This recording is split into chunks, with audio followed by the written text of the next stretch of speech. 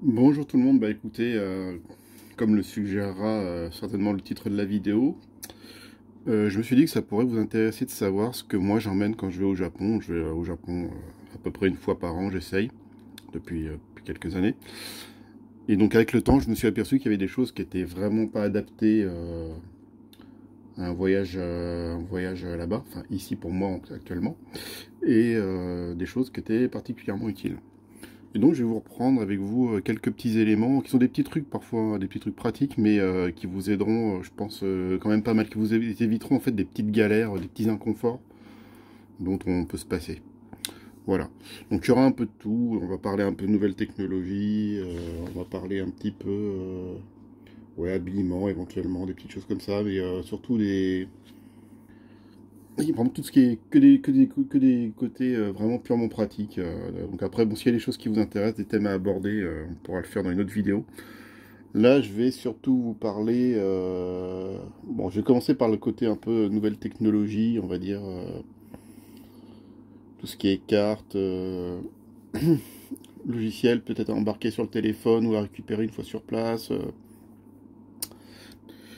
Et après, on verra. Je verrai si j'ai le temps, si ça fait pas une vidéo trop longue, peut-être que je vous rajouterai une petite liste derrière, de derrière les fagots pour des petites choses que moi j'ai jugé utiles. Si ça vous intéresse, on pourra en faire une, peut-être sur les choses que moi je n'ai pas jugées très pratiques, que j'avais emmené en pensant que ça avait un intérêt, mais au final, on peut s'en passer, surtout en fait dans l'idée de se dire qu'il y a des choses. En fait, bah, le Japon est un pays, fait quand même partie encore des pays riches, hein, et donc il y a des choses qu'on peut trouver là-bas en cas de besoin, donc ce n'est pas forcément la peine de charger la mule. Faut bien vous dire que tout ce que vous emmenez dans la valise et qui ne vous servira pas, c'est autant de poids à porter. Donc voilà, et autant de moins de place pour ramener des petits joujoux. Alors le premier point sur lequel je vais peut-être insister, ce sont les adaptateurs. C'est vrai que les adaptateurs, hein, pour brancher les appareils électriques, vous avez le choix entre plusieurs types de modèles. Vous avez ces gros modèles-là, par exemple, ce qu'ils appellent des adaptateurs universels. Alors, bon, c'est certainement universel. Oui, sont des choses comme ça. Bon, ça, c'est la partie Europe.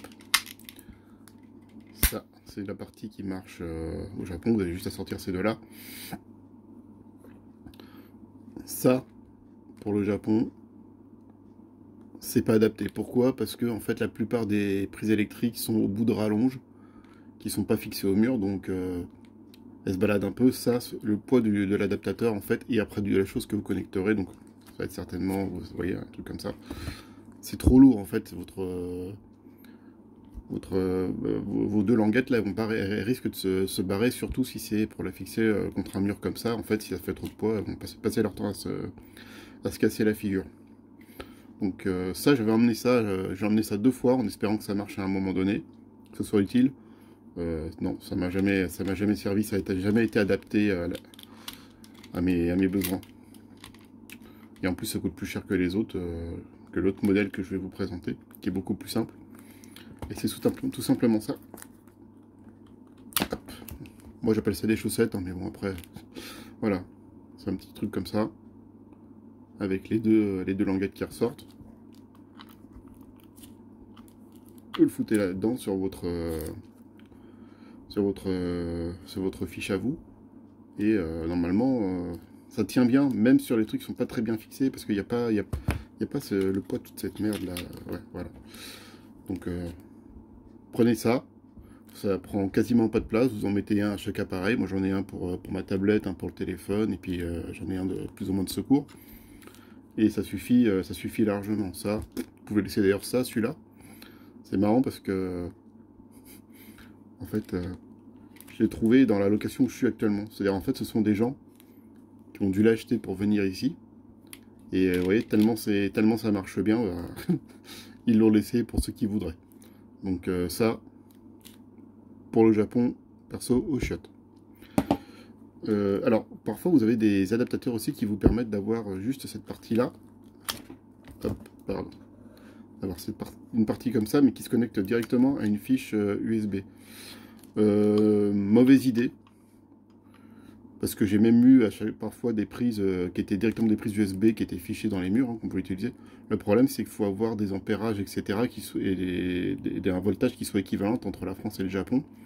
Alors, le voltage n'est pas le même hein, selon les endroits du Japon, mais surtout, en fait, parfois, ça m'a provoqué. J'avais eu une tablette bon, qui était un peu merdique, c'était une marque chinoise très basique. Ça me l'a fait surchauffer, elle a pas tenu longtemps après. Donc, non, non, toujours garder le transfo qui sert d'intermédiaire entre la prise et votre téléphone ou votre tablette, sinon, d'expérience, c'est mauvais plan. Voilà. Vos appareils claqueront pas forcément tout de suite, hein, et ça va chauffer. D'ailleurs, vous verrez quand vous les reprendrez, selon les endroits. Moi, quand j'étais à Fukuoka, donc c'est plus dans le sud hein, du Japon, où j'avais branché une de mes tablettes et même mon téléphone, et ça avait chauffé. J'avais branché directement en USB, et ça avait vraiment bien chauffé, donc pas top. Donc moi, ce que j'appelle les chaussettes, les adaptateurs chaussettes, on va dire. Voilà. Donc, premier conseil sur le matériel à emmener pour tout ce qui est nouvelle technologie. Le deuxième sujet que je voudrais aborder avec vous, c'est ça. Alors, la Suica, parce que j'ai vu qu'il y avait des débats sur l'intérêt d'avoir la Suica ou pas au Japon. Alors, moi j'ai la Suica. Vous avez aussi l'Icoca ou la Pasmo, selon les endroits où vous allez. Osaka, elles ne sont pas les mêmes. En fait, elles sont toutes compatibles entre elles. Ce qu'il faut savoir, c'est que pour la première recharge, vous devrez être dans le secteur d'origine de la carte. Qu'est-ce que j'appelle le secteur d'origine? C'est qu'à l'origine, Suica, c'était plus créé pour le secteur de Tokyo. À Osaka, je crois que c'est l'Icoca, peut-être la Pasmo. Donc si vous prenez une Suica, pour la recharger une première fois, vous devrez être à Tokyo. Voilà. Donc éventuellement regarder entre les trois, celle que là où vous atterrirez. De toute façon, je ne sais même pas si ça s'achète encore à l'avance. Moi à l'époque je l'ai acheté sur place. Vous les achetez, elles sont disponibles dans les aéroports, vous les faites faire. Et alors l'avantage de la Suica, et je viendrai plus tard sur la Wacom Suica, qui est la Suica pour les touristes, mais bon, touristes, voilà. La Suica, c'est une carte qui marche donc partout où marchent les Icoca, les Pasmo, qui a l'intérêt de permettre de payer aussi dans beaucoup de restaurants, notamment tous ceux qui sont autour des lignes JR. C'est un produit Japan Rail Pass, hein, Japan Rail, pardon, à l'origine. Donc quand vous allez dans une gare JR, dans un commerce qui est proche de la gare, en général, vous pouvez payer avec ça. Par exemple, là, il y a 4 jours, j'ai payé au restaurant avec. Donc, c'est pratique. La carte, elle est valable, alors, elle reste active pendant 10 ans après la dernière utilisation. C'est-à-dire que celle-là, celle-là, je l'ai pas depuis si longtemps, mais par exemple, j'ai un copain, la première fois que je suis venu, il m'avait prêté sa Suica, qui datait de 2001. J'y suis allé, je l'ai utilisé pour aller, on doit être en 2015. Donc oui, donc lui il était allé en 2006. Ouais, non, oui, voilà, il est allé en 2006. Moi je suis allé en 2015 et elle marchait encore. Donc l'avantage de la Suica, et là-dessus je garantis absolument pas que ce soit le cas pour la Wacom Suica. L'avantage de la Suica, c'est qu'elle reste active très longtemps. Vous pouvez ne pas venir pendant 6-7 ans. Quand vous la reprenez, ça marche toujours. Et j'ai toujours la carte hein, de mon copain là. Et elle marche toujours, je l'ai utilisée l'année dernière, donc elle date de 2004-2005. Donc vous voyez, c'est un produit qui n'est pas une contrainte en soi. Alors sachant, l'un des avantages qu'il y a par rapport à la carte, notamment la Wacom Suica, c'est que la Suica, quand vous partez, en fait la Suica, en gros, il faut partir du principe qu'elle vous coûte 250 yens. Voilà. Je regarde, c'est 220 yens maintenant, je crois. C'est-à-dire qu'en fait, vous achetez votre Suica, vous mettez de l'argent dessus, il y a 220 yens qui, de toute façon, resteront pour pour la JR. Donc même si vous la rendez en partant, vous perdez entre guillemets 220 yens. Par contre, s'il reste de l'argent dessus, ils vous remboursent la différence. Grosse différence avec la Welcome Suica, c'est que la Suica, ils vous remboursent pas ce qu'il y a dessus. C'est-à-dire que si à la fin vous n'avez pas consommé de l'argent qu'il y a dessus, eh ben, l'argent vous l'avez dans le baba. Et sans compter que je m'étais intéressé au cas parce que elle est sympa, il y a un petit logo, je me suis dit ça peut faire un petit souvenir. Je voulais la commander en France. Le truc c'est qu'en fait ils vous la vendent très cher pour pas grand chose dessus. Enfin, vous l'achetez du style 10 euros, mais c'est pas 10 euros que vous avez dessus. Hein. C'est pas. Voilà, il y a peut-être 5 euros, donc au final, elle vous coûte quand même plus cher. Et bah, ouais. Moi, je vous dis, celle-là, vous prenez ça, le jour où vous pensez que vous ne reviendrez plus, bah, vous pouvez la rendre si vraiment vous voulez récupérer jusqu'au dernier centime. En attendant, d'une année sur l'autre, l'argent reste dessus, hein, donc si vous revenez après, vous pouvez la réutiliser. Et au pire, vous pouvez consommer ce qu'il y a dessus, hein, dans un combini, dans un machin, enfin, voilà. Et au final, bah, je me dis, ça fait quand même un petit souvenir, hein, avec bah, le petit pingouin, c'est le petit pingouin Suica. Hein, c'est ce qu'on trouve sur les goodies aussi, Suica. Vous verrez, il y a des. Alors, si vous voulez des goodies hein, sur les trains et tout, vous avez les librairies Shosen, Shosen. Vous pouvez trouver des petits goodies, des tapis de souris, des machins comme ça. Bon, moi j'en prends régulièrement, mais bon, parce que voilà.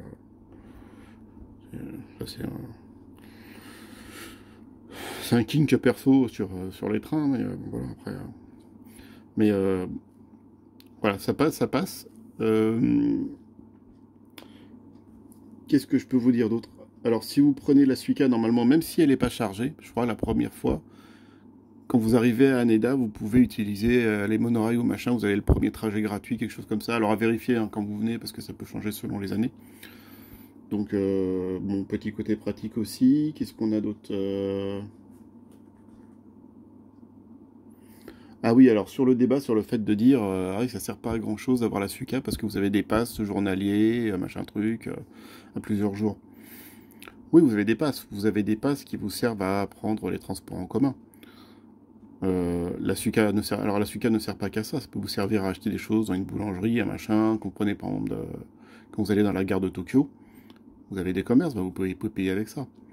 Et c'est pas parce que vous restez, je sais pas, mettons que vous restez une semaine à Tokyo, vous prenez un pass de 3 jours parce que vous allez beaucoup voyager. Pour les autres jours, vous avez toujours ça. Et en plus, ce qui est vachement pratique, c'est qu'elle est très simple d'utilisation. Vous la chargez. Vous pouvez la charger, alors, vous pouvez la charger entre stations. C'est-à-dire qu'en fait, si vous prenez une station, puis il vous reste plus beaucoup d'argent dessus, vous passez à la borne et vous dites qu'il n'y a pas assez d'argent, il y a les machines hein, avant les portiques qui vous permettent de la recharger à volonté. Donc, enfin, à volonté.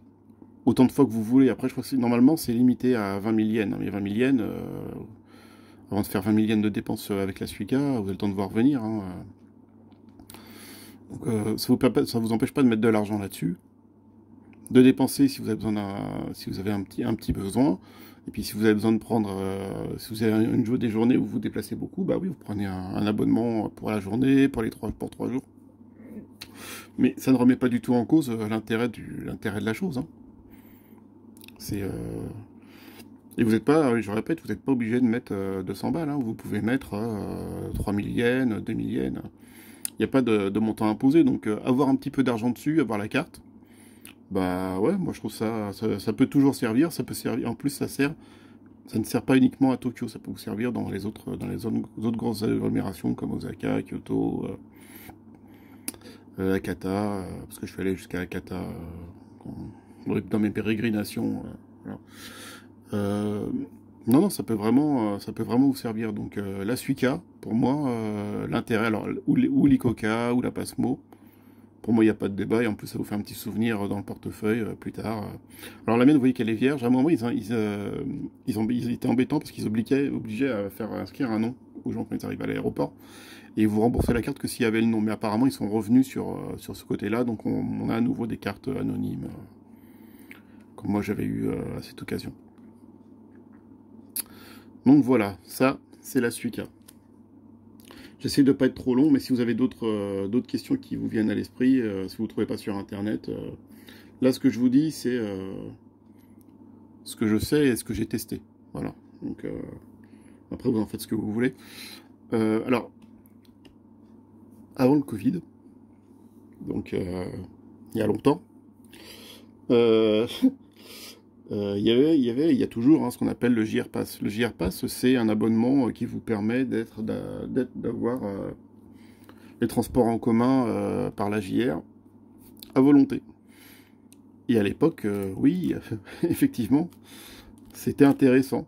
C'était intéressant en fait à tel point que les Japonais ils ont un peu gueulé sur place parce que en fait ils voyaient les touristes qui se déplaçaient tranquilles en TGV machin truc. Ça leur coûtait juste le prix du pass. Et je peux vous dire qu'à l'époque vous faisiez un aller-retour Kyoto. Ça y est, c'était votre pass était remboursé quoi. Ça allait vite quoi. Euh, Donc ce qui fait que ils ont petit à petit ouvert le JR Pass. Avant, il fallait forcément être à l'étranger pour le commander. Maintenant, on peut être étranger et le commander pour se le faire livrer en France. Bon, ok, ils ont assoupli. Par contre, le prix a pris une claque. Hein. Je sais plus combien il avait pris, mais je crois qu'il a dû prendre 40 ou il y en a qui disent 60, donc je crois que c'est 40%. Du coup, à réfléchir avant de prendre le JR Pass. Regardez le prix des allers-retours en Shinkansen, machin. Par exemple, aujourd'hui, vous faites un aller-retour pour Kyoto. L'aller-retour vous coûte moins cher que le JR Pass. Donc si vous venez au Japon et que vous dites je passe 2 semaines, une semaine à Tokyo, une semaine à Kyoto, bon choix entre guillemets, hein, entre parenthèses, hein, ce sont de super villes très différentes. Non, j'y repasse, non. Par contre, là, oui, il y a des passes régionaux qui vous permettent de prendre des trains pour aller loin dans le Japon, sans que ça vous coûte le prix d'un JR Pass. Donc, arbitrage à faire, et ça ne remet absolument pas en cause l'intérêt de la Suica non plus. Hein. Donc, voilà, JR Pass, c'est... Avant, je vous aurais dit oui, les yeux fermés, les doigts dans le nez. Ce que j'avais fait, moi, au plus pour optimiser, c'est qu'à une époque où j'étais venu 3 semaines, j'avais pris du style 2 semaines de JR Pass, parce que vous avez des durées différentes. Hein. Et le reste, comme le reste du temps, j'étais sur Tokyo, Suica, c'était largement suffisant. Aujourd'hui, vraiment, fixez-vous par rapport au trajet que vous voulez faire, surtout au long trajet. Si vous restez sur la région de Tokyo, ça sert absolument à rien. Hein. Si, par exemple, si je prends le trajet pour aller, si vous voulez aller à Kamakura, par exemple, de Shinagawa, le trajet, c'est 9 balles. Enfin, c'est 910 yens. Donc après, faut à vous de voir en fonction de l'évolution du cours de l'euro. Mais ouais, ça vous fait l'aller-retour en prenant pour 150 yens l'euro, ça vous fait un aller-retour pour 15 balles. Donc, ouais, le prix de la JR, oui, il vous en faut de l'aller-retour. Ça coûte pas si cher en fait d'aller à Yokohama, Kamakura, des choses comme ça. Donc, faut regarder un petit peu avant. Je dis pas qu'il faut tout planifier avant de partir, mais planifier au moins les grands trajets pour voir si ça va être rentable pour vous. Je regarde un petit peu le timecode, ouais, parce qu'on est déjà à 18 minutes. On va avancer. Qu'est-ce que j'ai d'autre à vous dire? Alors, autre élément que j'ai emmené, moi. Ah oui. C'est... bon, là, j'ai rien à vous montrer. Hein, c'est la carte SIM. Alors, bon, moi, je sais pas si ce sont les meilleurs, les plus rentables. C'est ce que moi, j'ai trouvé qui était le plus adapté. Moi, je passe par Japan Experience. Ils sont pas mal, ils livrent rapidement. On peut prendre une carte SIM, vous avez le choix entre une semaine, 15 jours et 30 jours, je crois.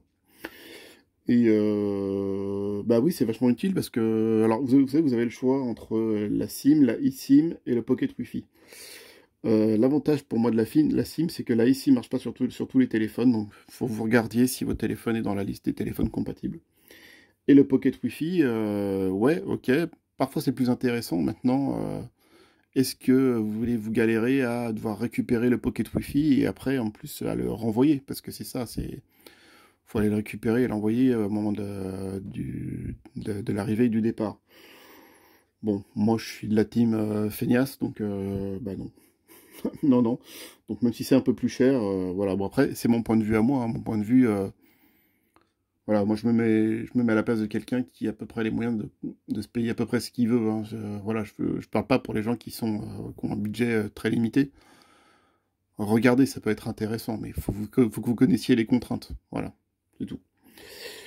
Euh, donc la SIM, ça c'est fait. Alors, ah oui, voilà, les applications. Oui, je voulais vous parler un petit peu des applications qui peuvent vous être utiles au Japon. Alors, j'ai essayé de vous trouver, c'est pour ça que j'ai mis ma tablette là. J'ai essayé de vous trouver,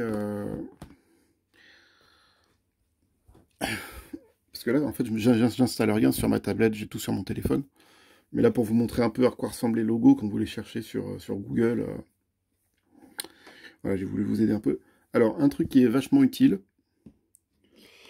je vais commencer par deux choses que je pense qu'on ne peut avoir qu'au Japon. En tout cas, moi, quand j'étais en France, ça me mettait que c'était pas disponible. Hop, alors, je vais vous montrer vite fait. Donc, il y a ça.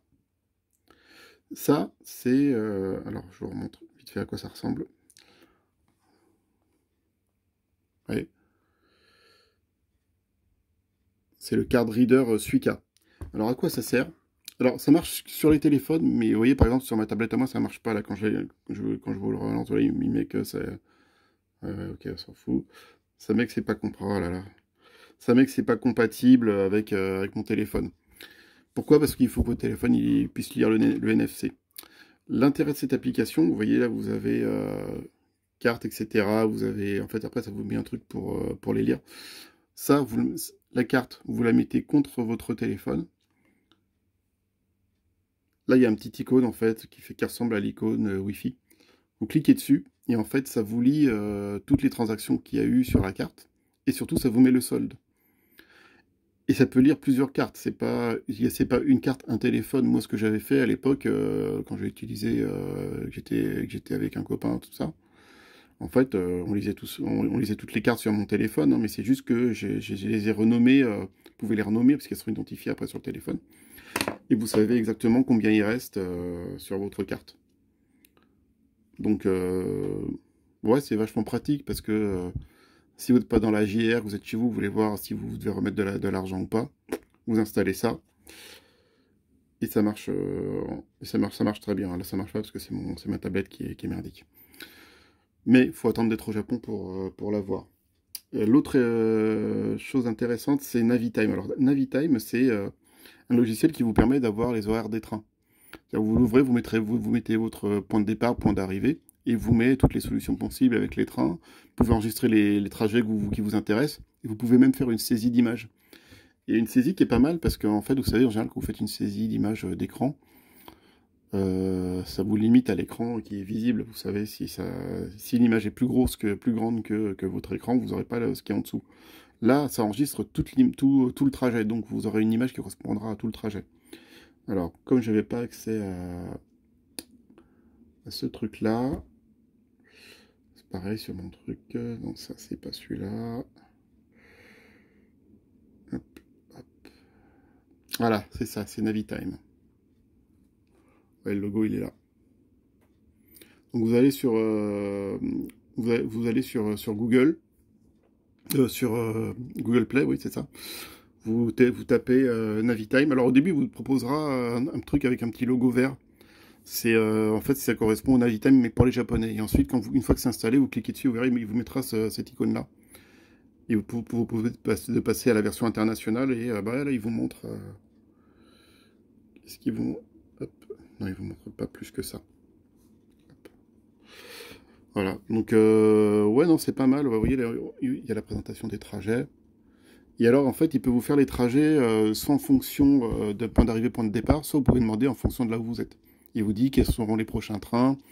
Et alors, très important, il vous dit aussi comment, sur quel quai le train va arriver. Et ça, c'est vachement pratique parce qu'en fait, vous savez, quand vous avez le plan, DGR, etc., parfois vous avez l'impression qu'il y a une ligne. Et bêtement, comme nous on est en France, on se dit, bah, si c'est la ligne, alors j'ai la ligne jaune, la ligne rouge, je vais pas prendre les noms des lignes parce que je les connais pas par cœur, bah, ce sera forcément sur le même quai.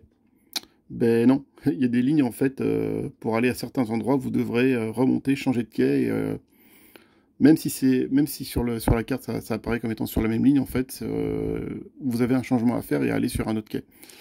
Donc c'est pratique d'avoir ça, vous pouvez vous référer au numéro de quai qu'ils vous donnent, c'est fiable, hein, j'ai testé, c'est fiable. Notamment, vous aurez le cas peut-être si vous allez, si vous arrivez malheureusement par Narita. Moi j'ai dû faire cette concession pour avoir un prix correct d'avion à l'aller. Et oui, en fonction de là où vous aurez besoin d'aller, si vous avez besoin d'aller directement à Tokyo ou à une autre destination, oui, vous aurez peut-être un changement à faire. Donc Navitime Card Reader. Autre application intéressante. Et ça, je dirais que c'est même à voir. Est-ce que. Hop. C'est quoi ça? Alors oui, vous pouvez installer ça. Wi-Fi. Est-ce que ça.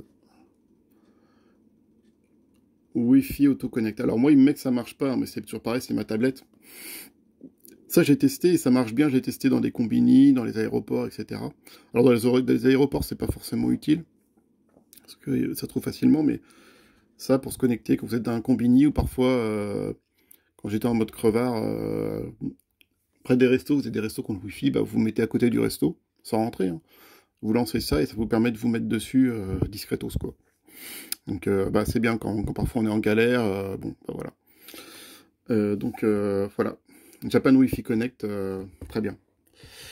Donc je reviens à mon petit truc. Hop. Visit Japan Web. Alors, Visit Japan Web, c'est c'est bien expliqué là. Alors d'ailleurs, ça par contre, vous pouvez l'avoir de chez vous. Ne pas confondre. Hop. Voilà, ici. Oui, Visit Web Japan. Ça, en fait, c'est un truc qui vous présente un peu ce qu'il y a d'intéressant à savoir sur le Japon pour visiter. Et notamment, il vous explique ce truc-là. Hop. Comment faire vos formalités de douane, en fait, avant de venir. Alors, vous allez me dire, alors, attendez, parce que les pubs, hop. Les formalités de douane, on peut les faire à l'arrivée. Oui. Sauf qu'en fait, maintenant, ce qui a changé, c'est que vous pouvez aussi le faire par Internet. Et que, alors, bon, ça a changé à nouveau. On est avec tout le monde, mais il y a des fois où, en fait, vous faites pas la même queue, en fait, lorsque vous avez rempli la version papier et la version Internet. Et en fait, c'est simple, c'est simplement les formalités de douane que vous faites à l'avance. Donc là, il vous explique bien. Vous pouvez choper un Visite Japan Web. Il vous explique comment remplir, comment faire les choses à l'avance. Et en fait, une fois que vous avez tout ça, alors à savoir, hein, les informations que vous mettez dedans, vous pouvez les remplir jusqu'au dernier moment, jusqu'au moment où vous sortez de l'avion. Hein. C'est pas... Sauf qu'en fait, la seule chose qui change, c'est qu'une fois que vous avez tout validé, vous générez en fait un QR code. Et en fait, quand vous passez à la douane, vous donnez juste ce QR code, ils scannent et eux, ils ont automatiquement tous les éléments. En fait, ça vous évite, parce que j'ai eu cette galère-là quand j'étais venu en novembre de l'année dernière. Ça vous évite en fait de vous battre pour trouver les documents douaniers à remplir. Là, vous savez, les petits papiers jaunes. Surtout quand vous arrivez sur des gros vols avec des origines occidentales, parce que bah, tout le monde veut les papiers en version occidentale pour pouvoir comprendre ce qu'il dit, etc. Selon la compagnie, il y a des compagnies qui pensent pas vous les filer. Donc voilà. Si vous voulez faire une arrivée, on va dire un peu plus sereine, vous avez ça. Hein. Et ça vous permet Alors, vous pouvez les faire pour vous. Et dedans, vous pouvez aussi déclarer la situation de votre famille. Si vous y allez à plusieurs, en fait, vous avez votre rubrique à vous à remplir. Et en dessous, vous avez la famille où vous pouvez déclarer les éléments qui les intéressent. Donc, c'est toutes les formalités en une. Donc, ça permet de tout remplir à l'avance. Vous avez une partie passeport à remplir aussi. Nom, prénom, machin truc. Mais alors... dans le logiciel, vous verrez en fait, vous remplissez une première fois sur une page web, à un moment il vous propose d'installer en fait un petit logiciel sur le téléphone. C'est un raccourci en fait, hein, vous cliquez dessus, vous avez accès aux informations. Et il y a un petit logiciel incorporé dedans qui vous permet en fait de scanner votre passeport directement et ça remplit automatiquement les informations. Pareil pour la photo. Donc, bah, ouais, c'est assez pratique. C'est pas mal. C'est pas mal. C'est pas mal. Je l'ai utilisé, ça marche bien. Ça marche bien. Et en plus, c'est vrai que parfois, dans les commerces, si jamais vous oubliez vous savez, votre carte d'embarquement, etc., parce que c'est ce qui leur permet d'avoir la détaxe hein, sur certains produits, bah, vous pouvez générer le code barre de détaxe sur Japan Web. Donc c'est quand même cool. Et oui, d'où l'intérêt d'avoir Internet, pas que le Wi-Fi, mais aussi Internet en illimité. Moi j'ai pris en illimité hein, sur votre téléphone. Ça facilite quand même plein de choses. Donc ça c'est fait. Ah putain, la saloperie, c'est les pubs là. Oui. Donc ça c'est fait, je vais fermer ça. Donc ça c'est fait. Visite Japan Web, donc c'est voilà le site c'est ça. Normalement vous le trouverez facilement hein, celui-là. Ça c'est fait. Bon ça c'est les trucs que moi je m'étais pris mais ça va pas vous intéresser outre mesure. Les autres éléments qui peuvent vous être intéressants. Alors, à titre d'info, après ça dépend de ce que chacun veut faire, mais au Japon, ce qu'ils utilisent, c'est pas WhatsApp, hein, c'est Line, comme une ligne, L-I-N-E. Vous pouvez le télécharger hein, sur votre téléphone. Ça marche, c'est le même genre de Messenger que WhatsApp, hein, sauf que c'est ce qu'utilisent les Japonais, donc il y a quelques petites différences, parce que chez eux, c'est beaucoup plus... En fait, les achats par ce genre d'applications sont beaucoup plus développés, donc voilà. Mais c'est l'équivalent de Messenger. Et vous avez même un truc qui s'appelle LinePay, qui permet, en théorie, de payer par carte bleue, mais sans donner sa carte. En fait, vous l'inscrivez sur LinePay, et ça génère un QR code, en fait, qui fait que Line, en fait, va se servir d'intermédiaire. Alors, pour l'instant, je ne l'ai pas testé. Faudrait que je regarde si ça marche bien. Parce que quand il demande de domicilier le Line, il vous propose Hong Kong ou la Thaïlande. Donc je suis Bodor que c'est parce qu'à l'origine c'était plus destiné à des personnes qui étaient ressortissantes de là-bas. Mais quand vous avez une carte internationale, je sais pas si ça fait une différence. Pas sûr. Pas sûr, pas sûr. Euh... Ça c'est fait. Ah oui, Maps.me. Maps.me c'est ça. Alors pourquoi je vous propose Maps.me à l'origine, ouais, autorisé. Hop. Je l'ai installé il y a longtemps celui-là. Je sais pas s'il y a encore les cartes, les machins. Alors, euh, hop, alors, vous voyez par exemple là, euh, je suis sur ma tablette n'est pas connectée, elle est connectée au Wi-Fi, mais elle n'est pas connectée, elle n'a pas de carte SIM. Là, en fait, Maps.me utilise une des caractéristiques des systèmes de téléphonie, hein, c'est que, bon, mais je pense que vous le savez. En fait, votre téléphone, qu'il ait une carte SIM ou pas, il est quand même tout à fait, il reste connecté au réseau en fait. Donc, il est possible, vous voyez là, hop, la petite flèche, il est possible de savoir où vous vous situez n'importe quand en fait. Même en théorie, même quand il est éteint, c'est possible de, de repérer où vous êtes. Bon, mais c'est pour des, voilà, ça c'est vraiment pour les gens qui s'y connaissent un peu. Et ça, je l'avais pris à l'origine parce que je prenais pas forcément, quand la première fois que je suis venu, je prenais pas forcément mes cartes. Des cartes ici, mais donc avec Maps.me, l'intérêt c'est que j'avais un GPS qui était intégré et qui me permet de me repérer, en fait, même sans avoir de connexion Internet. Alors, jusque-là, jusque les dernières fois que j'ai utilisé, ça marchait bien et ça semblait pas être payant, les cartes étaient gratos et tout. Mais là, j'ai vu la dernière fois que j'ai utilisé, ça me parlait, il me disait deux dernières cartes gratuites, machin. Ouais, voilà, c'est là où je suis. Moi, je suis logé dans cette zone-là, tu vois, vous voyez. Et là, je pense que ça doit être le parc Irail qui va nous indiquer. Ouais, il ne marque pas le nom. Donc ça marche comme un GPS, ça vous repère les endroits, là où il y a par exemple il y a un supermarché.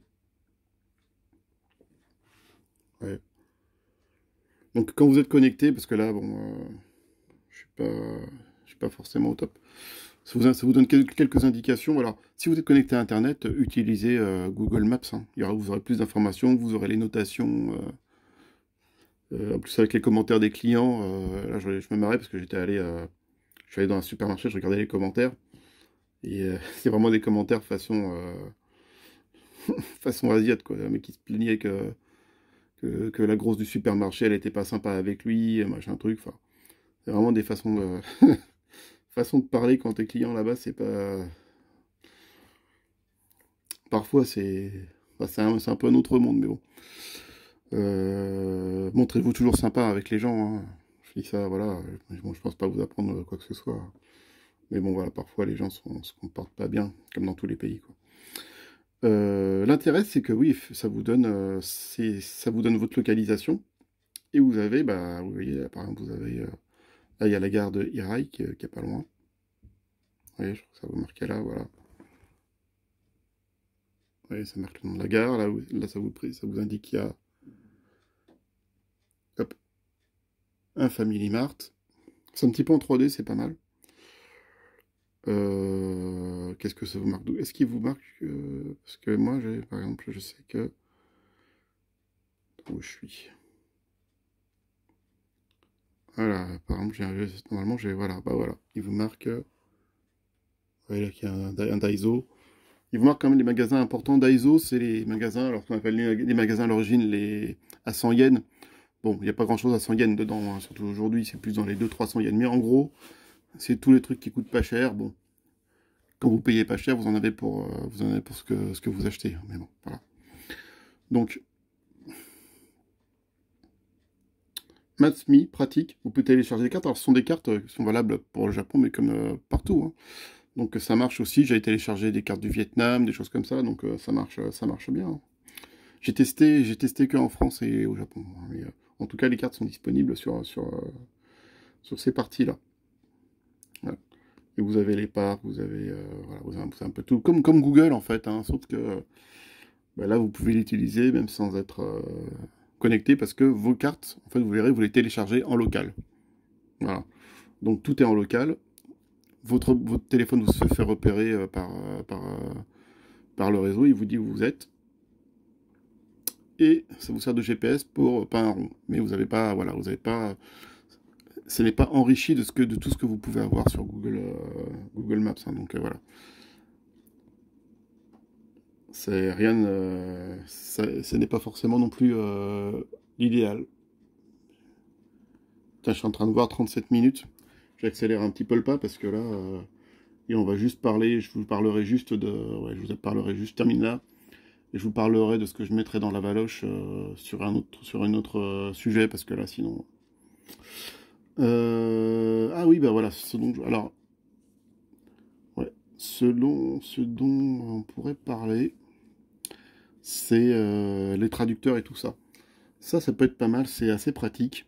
Je vous montre rapidement ce que j'utilise. Moi, il y en a un que j'utilise, c'est Japanese Dictionary. Alors, Japanese Dictionary, c'est pas un traducteur, mais c'est quelque chose qui est assez pratique. Ça vous permet en fait, d'avoir les équivalents, par exemple. Je sais pas, moi, si je veux dire, voilà, ah non. Alors, c'est anglais vers le japonais, hein. Il n'y a pas de français. Donc, vous voyez, par exemple, hop, je tape car là, vous voyez, et ça donne en fait toutes les solutions que lui vous propose. Voilà. Donc après, à vous de chercher, oui, vous met car, oui, est-ce que vous voulez car, tout dépend du type de choses que vous voulez comme traduction. Alors, par contre, ce qui est marrant, c'est qu'il me proposait, ah voilà. Voilà. Alors on est un peu plus dans le dur. Vous voyez, donc, car, donc il vous propose Kuruma, automobile car, c'est quoi celui-là? Yorincha, ouais, ok, je connais pas. Ouais, donc il vous propose, et après il vous propose des choses qui sont, s'appelle les additional matches, c'est les choses qu'on peut additionner, qui rentrent dans un vocabulaire, dans un champ lexical proche, on va dire, pour eux. Voilà. Bon. Parfois plus ou moins heureux, mais tout ce que vous avez là, en général, c'est plutôt, c'est plutôt pertinent. Alors, vous voyez là, il vous met Kuruma, il vous met le même kanji que pour Shia, parce qu'en fait, Shia, c'est un kanji qui vous sert pour désigner une automobile, mais d'autres façons. C'est une composante aussi, voilà. Donc, bon, je ne vais pas plus dans le détail hein, pour la partie dictionnaire. Ce qui sert aussi, ça peut être des traducteurs. Alors moi, alors il y en a un qui est super bien pour taper un truc vous tapez un truc en français et ça vous le met en japonais.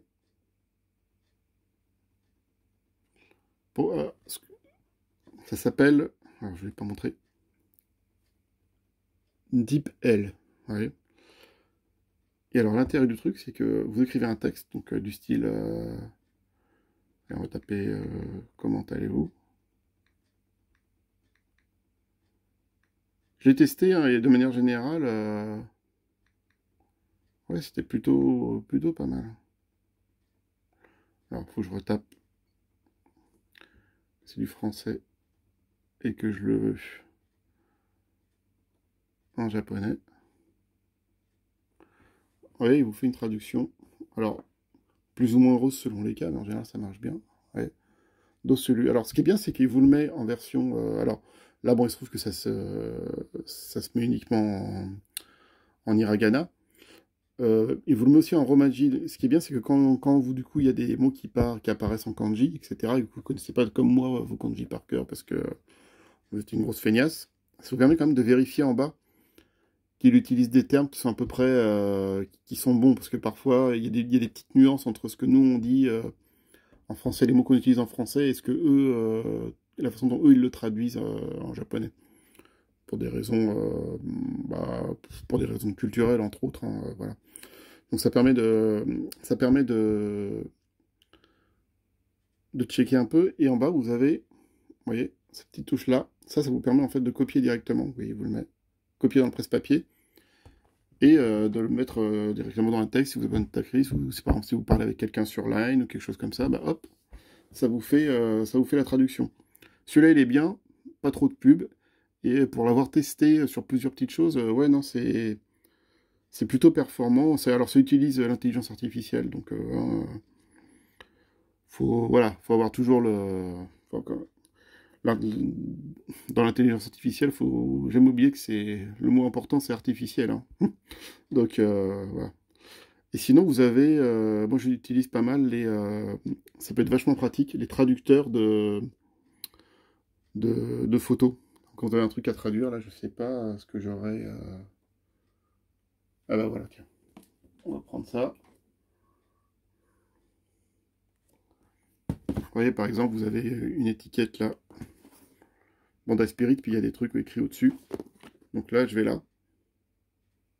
Hop. Appareil photo. Je prends la photo de ce que je veux, de ce qui m'intéresse de traduire.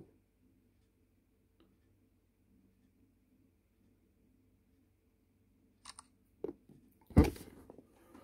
Je pose ça là. Là, je fais OK.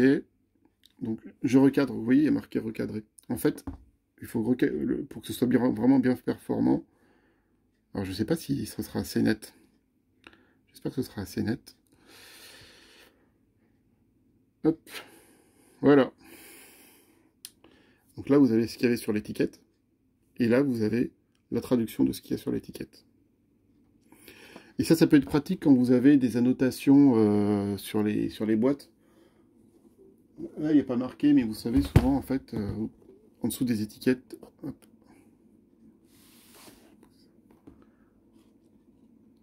Hop, vous voyez cette partie-là. Souvent, en dessous, là, il y a marqué des choses avec un petit encadré rouge pour dire que la boîte est abîmée, qu'il y a quelque chose sur la figurine. Bon. Bah, avoir ça, c'est pas mal parce que ça vous permet de traduire en fait ce qu'il y a dessus. Vous savez ce que vous achetez et s'il y a des soucis ou pas. Ou alors par exemple, vous allez au resto puis vous comprenez pas un truc. Enfin, vous avez une allergie, vous avez peur que, je sais pas, si vous met un plat de fruits de mer, vous êtes pas allergique au poisson, mais vous êtes allergique, je sais pas moi, aux crustacés aux crevettes ou je sais pas quoi. Bah, ça vous permet de traduire en fait ce qu'il y a dedans pour être sûr qu'il n'y a pas d'éléments à risque en fait dedans. Voilà. Donc ça peut servir, moi ça m'a servi et je pense que normalement ça devrait. Voilà. Normalement vous en aurez l'utilité. Alors il y en a d'autres, hein, après, moi j'avais essayé celui-là aussi. X-Translate, le problème c'est que c'est bourré de pubs et puis au bout d'un certain moment il vous dit que faut payer pour pouvoir utiliser plus d'un certain nombre de fois l'application. Enfin, l'autre j'ai pas l'impression. Testez chez vous hein, pour voir, mais j'ai pas l'impression. Donc ouais, j'ai dit là je me suis dit non, j'ai pas non plus envie de galérer. Translate, Japanese Dictionary, Visit Japan Web, DeepL on a fait. Ouais bon bah écoutez. On a fait le tour. Je vais, du coup, bah, cette vidéo, ce sera voilà, que les nouvelles technologies. Parce que il y a déjà, c'est un 46 minutes, quoi. Bon, voilà.